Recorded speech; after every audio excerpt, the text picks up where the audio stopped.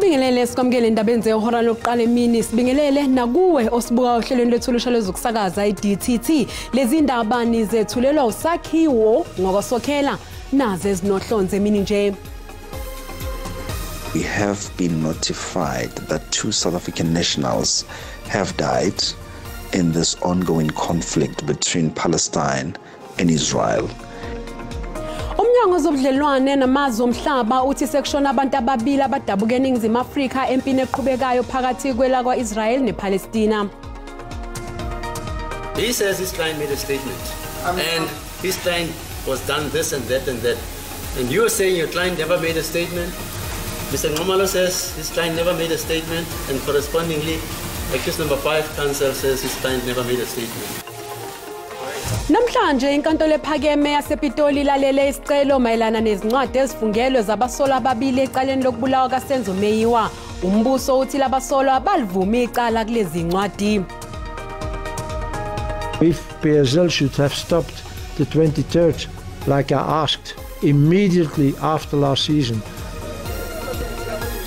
Umqeqeshi Bafana Hugo Bruce uthi indlela iPSL ehlela ngayo imidlalo yeligi kuleli izophazamisa amalungiselelo akhe eAFCON ezobanjwa ekuqaleni konyaka ozayo.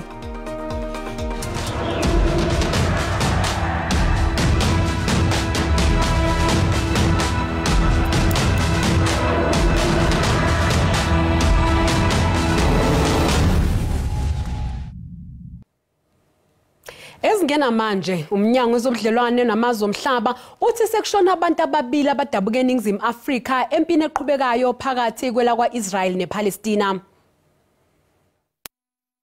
Been notified that 2 South African nationals have died in this ongoing conflict between Palestine and Israel. The verification process is currently underway because one of the individuals is reported to have an Israeli ID number. So we need to determine whether there is dual citizenship or what the picture is. On behalf of the South African government, we'd like to pass a message of sincere condolences to the families and the loved ones of our 2 nationals. Our missions in Ramallah and Tel Aviv are coordinating efforts and also rendering consular assistance and services to the families of our nationals. Umengameli wezwe uCyril Ramaphosa usenxuse ukuthi iqaliswe ngokusheshsha uhlelo losizo lokwelekelela abantu ke baseGaza njengoba kuqhubeka impi phakathi kwelokwa Israel nePalestine. Isimo sempilo yabantu baseGaza sibucayi njengamanje selokhela kwaIsrael linqamula uhlelo logesi laphinde lavala thaqa nohlelo lomklamo wemanzi. Umengameli uCyril Ramaphosa usehlabe ikhwelo emazweni omhlaba ngohlelo lokuthi kutholakala isisombululo esizoqeda impi kumazwe ase-Middle East. President Ramaphosa calls for the immediate cessation of violence and the exercise of restraint. It is vital that all those who require urgent humanitarian assistance are provided with the basic life-supporting necessities and that human suffering is ameliorated. Ilakwa Israel lexwayisa ngokuthi alisahlehlele emuva njengoba lifuna ukuqeda nya ngeHamas. As of now, and unfortunately these numbers are rising, we have 1,200 people that were murdered. Most of them, vast majority of them, are civilians. They were killed in their houses, or there was a party that took place, a peace party actually, not far from this area, and 260 young people were killed during this party. Ngakolunye uhlangothi elasePalestina licela usizo lokuvikelwa amazwe omhlaba. Since the beginning of the Israeli aggression against the Palestinian people, more than 1,200 Palestinians have been killed, 5,000 has been injured, 60% of them are women and children. Because of the mass destruction that has been done by the Israeli aircrafts, unfortunately, more than 300,000 Palestinians have been displaced from their homes since 5 days. Lakwa Israel selijube inqwaba yamasosha alo nezinqola zempi ngasemngceleni waseLebanon ukuthi ame ngomumo alindele noma yimuphi umyalelo ozokhishwa yiphathimandla ngesinyathelo esizolandela.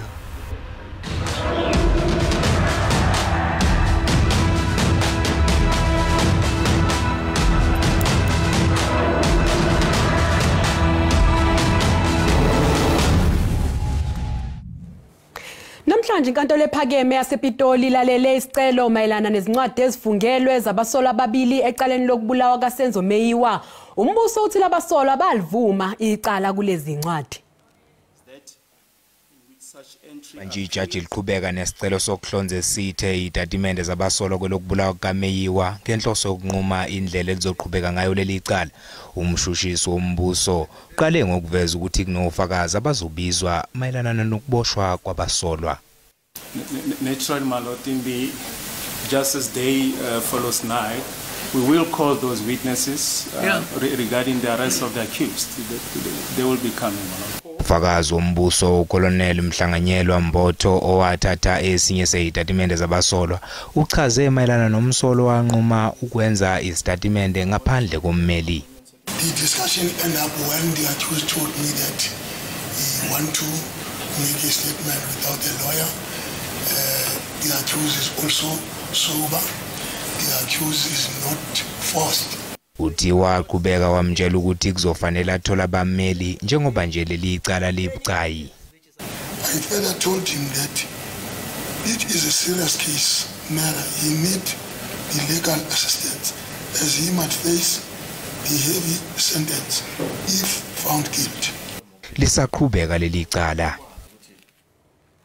Isigameko sokungeniswa komkhumbi waseRussia obizwa ngeLady R echwebeni laseSimonstown eKapa ngonyaka wedlule sisamlandele namanje umengameli Cyril Ramaphosa ngesikhathi ephendula imibuzo eParliament izolo lolu daba liphindelwa qubuka. iDA ibuze ukuthi umengameli uthemba ngeziphi izathu umbiko waleli thimba elizimele nokuthi unesiqiniseko esingakanani ukuthi labhala okuyikho. Honorable Deputy Chair, I have no reason whatsoever to believe the findings of the panel were irrational. In fact, I believe that the findings of the panel were completely rational. As one went through the report, I could find no irrationality. uRamaphosa uvikele isinqumo sakhe sokungayidaluli eminye imininingwane equkethwe yilo mbiko. Those issues that have to deal with national security, I have decided to keep away from public scrutiny because they deal with national security. Uphinde waphekwa ngeminye imibuzo ngobugebengu obusezingeni eliphezulu nokusungulwa kwamathimba akhethekile akumemezela ngo2020 enkulumweni yakhe ebhekiswe esizweni. We are going to continue bolstering the capability of these task teams. And much as I said, they have been allocated money. The money they've been allocated is still small. I'd like to see more money being allocated to them so that they become much more effective than they are. Owengumengameli wakuleli uThabo Mbeki uthi ANC ehlulekile ukuvuselela leli qembu. Umbeki ubethula inkulumo yosuku enkonzweni yesikhumbuzo saloyo walwela umzabalazo Aziz Phahade eNyuvesi yaseGoli izolo. Isinqumo se-ANC sango-2017 sokuzivuselela ukuze ithenjwe siphinde sabasematheni kulo wayengumengameli wakuleli uThabo Mbeki. Hayi ngenqubekela phambili yeqembu kodwa kunalokho kubonakala sengathi iyahluleka ukufeza lo msebenzi. The fact of the matter though is that we did not do that. We did not renew the ANC following that conference resolution of 2017. That resolution has been repeated by the conference of 2022 to renew the ANC. Ukhuluma ngezinselele ezibhekene lakuleli wathinta ingqungquthela yakamuva yeTIFSA lapho amalungu emabandla ezwakalisa ukuthi iANC iphoxe kakhulu abantu bakuleli. Nekuyinto uMbeki athe iyiqiniso elingephikiswa. And the challenge we face, those of us who are alive, is how do we respond to that reality? I think that's why, again, I felt very sorry that Aziz left us when he did. Because he was very, very ready to confront that truth, and do something about it. Umbeki ke uthi noma uPhahade ngasekho kodwa ubashiye nomsebenzi omkhulu. I think it's left us with a task. A task in reality, in substance, to respond in full to all of these things that were said over early this week by these thousands of our people who met as the Interfaith Convention, to respond to all of those things. Ungqongqoshe zokuvikela uThandi Mudise uthi abatholakala benecala ngokushona kwamasosha ayisithupha ngesikhathi kuqubuka umlilo eLuhatla Combat Training Center eNorthern Cape bazothathelwa izinyathelo. Ungqongqoshe kusho lokhu ngesikhathi ekhuluma enkonzweni yesikhumbuzo sabayisithupha. Kushone amasosha ayisithupha kanti abathathu bathola ukwelashwa esibhedlela. iSANDF ithi yaqhubeka nokubahlinzeka ngokwelulekwa bonke abakhahlamezekile kanye nemindeni yabo.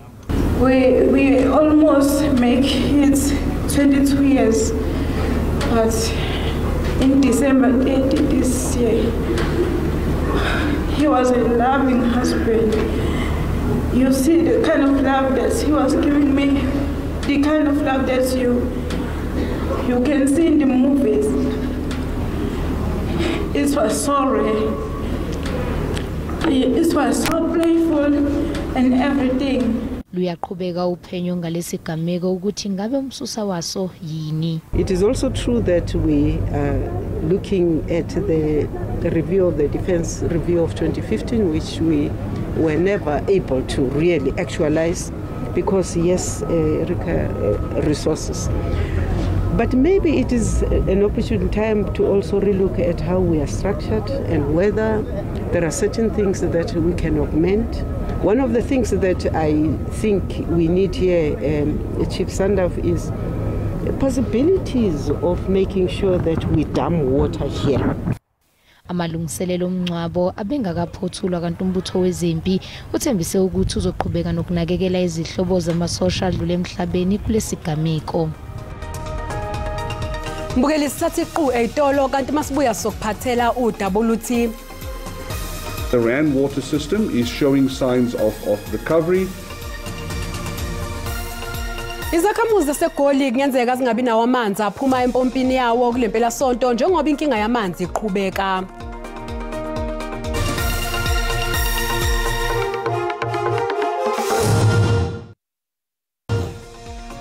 Mbukeli sikubingelele siphinde sikwamukele uma ngabe usanda ngena odabeni oluhambe phambili besibike ukuthi Umnyango wezobudlelwane namazwe omhlaba uthi sekushona abantu ababili abadabuke eNingizimu Afrika empini eqhubekayo phakathi kwelwa kwa-Israel nePalestina. Mbukela sikukhumbuza ukuthi lezi ndaba zikhona na ku YouTube na ku SABC Plus ngena kuzo uzigcine ngamagama athi SABC izindaba na kanjani uzozithola. Iphini kaMengameli wezwe uPaul Mashatile uthi kuningi sekwenziwe uhulumeni wezwe uqinisekisa ukuthi umkhakha okhiqizwa kwezimoto eNingizimu Afrika uyandlondlobala uphinde wenyuse nesilinganiso sokudaleka kwamathuba emisebenzi.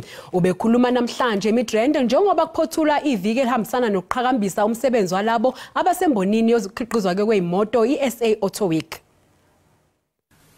I believe the auto industry will change more in the next 10 years than it has done in the last 100 years. This rapid change gives us the opportunity to make cars that are more capable, more sustainable, and more exciting than ever before.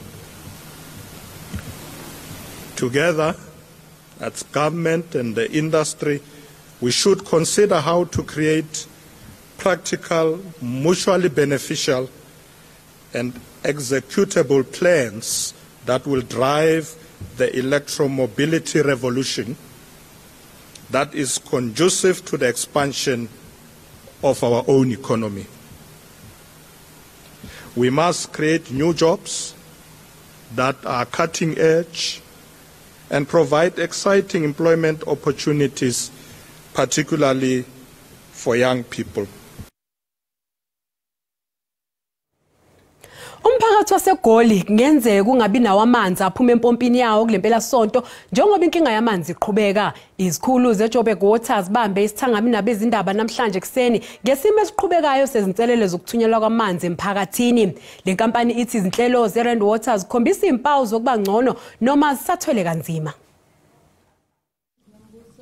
Idolobha laseGoli selibhekane nenselelo enkulu yokuthumela amanzi kusukela ngoNcwaba njengoba izakhamuzi zakhele leli dolobha zisale zingenamanzi.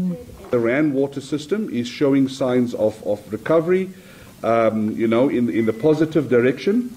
The target that's set in terms of the, where we would want to be, the baseline of the Rand water reservoirs. This is from a Rand water perspective. They'll feel comfortable at 60%. Isikhulu esiphezulu eJoburg Water uLuken Monsami uthi ezinye izikhungo zikhombisa kuba ngcono. This morning our Crosby reservoir was sitting at 5% capacity compared to empty yesterday. Our Brixton reservoir system is sitting currently at 46% compared to 40% capacity yesterday. Our Brixton tower is sitting nice and full this morning, meaning that we are feeding the areas of the tower zone respectively. Uthi isikhungo esithwele kanzima kakhulu iSouth Hills njengoba singakwazi ukuthumela amanzi ngokugcwele ezakhamuzini. Currently we are sitting with much reduced pressures and volume that's coming into our pump station in the order of between 0.16 and half a bar at best times. So what this means is we are getting low to intermittent supply into the South Hills pump station, so we are unable to distribute full volume of water to our residents that are fed off the system. Sekwethule uhlelo lokonga amanzi emzameni ukuthuthukisa amazinga amanzi emadanyini. Akusenze ukuzatshwala kubhalwe ivivinyo zokuphela konyaka zikaMatikletsheni kuleli kanti namhlanje umphathi wesikhungo uMalusi uMafura Kometi ubambe isithangami nabezindaba ebuyekeza ke ngesimo sokulungela ukubhala kwevivinyo zika 2023 njengoba zoqala mhla zingama24 kulenyanga ziphothulwe mhla zinhlanu ukuzibandlela. Umalusi uthi sebemi ngomumo wokuqapha nokwengamela izivivinyo zika 2023 kodwa uthi kuye kube nezinkinga eziphazamisa ukubhala kwezivivinyo okubalwa uhlelo lokucisha konga ugesi kanye nokuphepha kwamaphepha ezivivinyo. Kusenjalo uphinde wazwakalisa ukukhathazeka ngesihlave sibi sokudayiswa kwesitifiketi zikamatikuletsheni kuzwelonke. Ukhiphe isexwayiso esishubile kulabo abangase bahlele ukuphazamisa ukubhala kwezivivinyo zakulonyaka.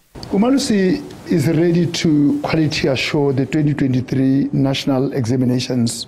We are ready in the sense that we have checked the state of readiness of the different assessment bodies, and we have found them to be ready to run these examinations, looking at 10 key areas of assessment on our side.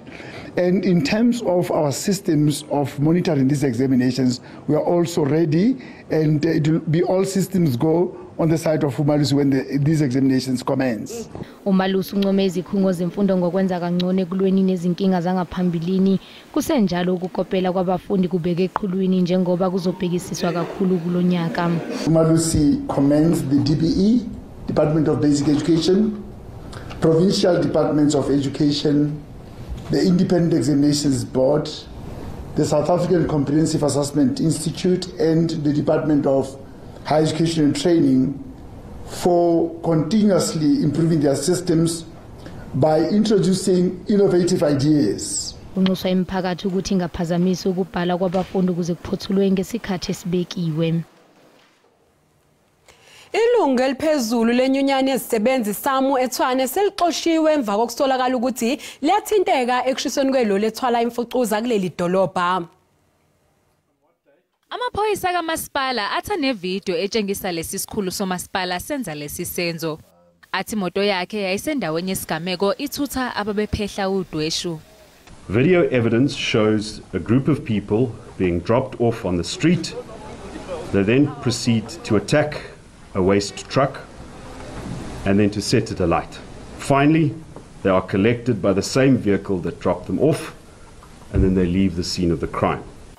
Ubrink uthi kuyadumaza ukuthi lesi sisebenzi asikaboshwa namanje yize khona ubufakazi obunikwe amaphoyisa ngakwenza.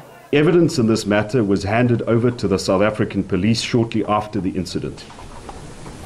On their advice, the city did not release the evidence or the information to the public. The investigation is still ongoing, but regrettably, no arrests have been made. ISAMU iyaziphika lezi insolo.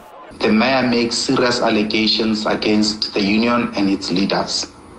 SAMU General Secretary Mr. Dumsani Makakula has responded in saying that this is nothing but yet another desperate attempt by the mayor and the city to tarnish the union's image, gain public sympathy at the expense of our members and their safety, while also pitting our members and workers in general against community members whom they live side by side with.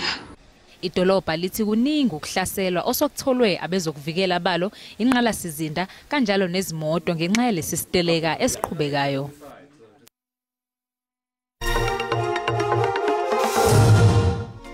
Luphansi uhebo lerandi emakethe emini nje. Libiza 19 rand to 2 cent edoleni lasemelika, libe ngu-23 rand 17 cents kupondo, kanti lingu 20 rand 4 cents ku-euro. Ipula laseBotswana libiza 1 rand 38 cents. Isephansi inkomba yezabelo JSE. Igolide libiza $1,876 i-ounce, iplatinum yona ibiza $869 i-ounce, oil ongahluziwe ubiza $87.27 umphongolo.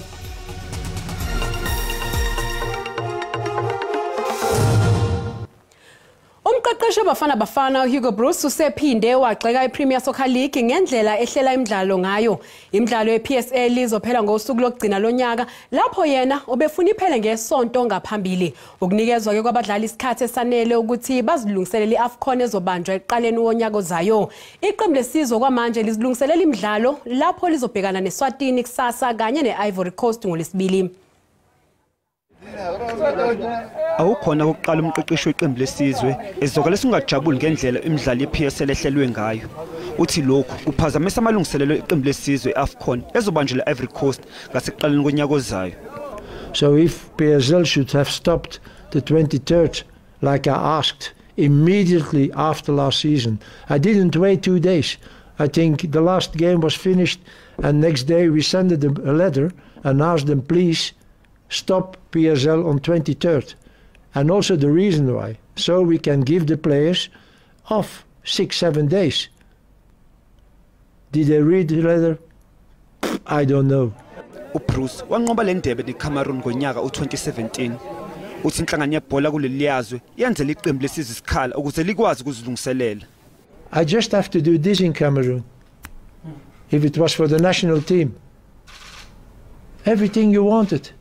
I wanted a camp.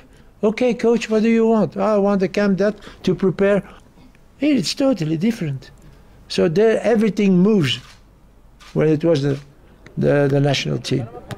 Ibafana isidlala isikhawu esisikhombisa neSwatini yanqoba imidlalo esithupha yadlala owodwa ngokulingana. uBruce uthi ulindele umdlalo onzima. Lo mdlalo uzoqala ngehora lesithupha kanti uzobanjelwa enkundleni iFNB.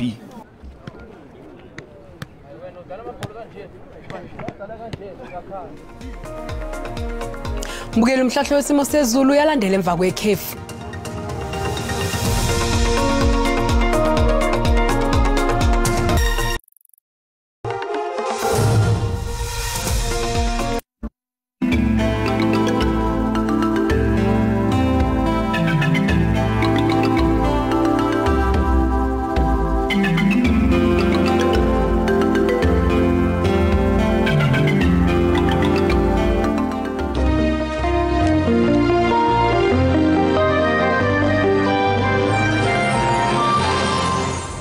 Mbukela sizibeka lapho ke indaba zehora lokuqala emini kuze kube ngokuzayo usale kahle.